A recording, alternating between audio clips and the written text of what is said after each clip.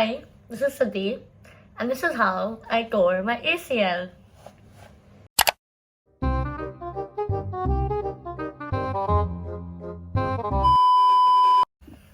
On a serious note though, how this happened was that I was playing a school football tournament and I was in the middle of tackling this girl when I twisted my knee and I fell to the ground. I heard a loud pop and I couldn't get back up and I started sobbing and crying. I was in really bad pain. And for the next week, I iced it. I was giving it as much as rest as I could and I was in a lot of pain.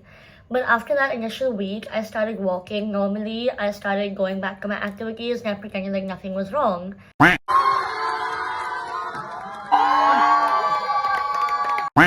When I should have really shown it to the doctor. After that happened, up until Feb, every time I tried to put too much pressure on my knee would just lock really painfully, and for the first 5 minutes, I'd be in so much pain. But after those 5 minutes, I could go back and do whatever I was doing. So once again, I completely ignored it. Up until Feb, the locking was happening, but after that, until May, the locking reduced a lot and it almost felt like I was not injured at all. And then on the day of my graduation, on 20th of May, I was dancing and my knee locked for the first time in ages and I was terrified, but it was the last thing on my mind because I had a graduation trip coming up and I had a bunch of family vacations coming up as well. But while I was on vacation in July, I was in Thailand and I was jumping this rope. And while I was jumping rope, my knee locked once again. But this time, I couldn't just sit down and get back up after 10 minutes. I couldn't get back up for the next 2 days.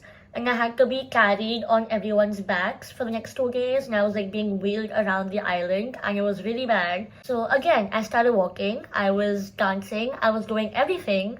But then this time, the pain did not go away. That's when I realized, shit, this actually might be serious.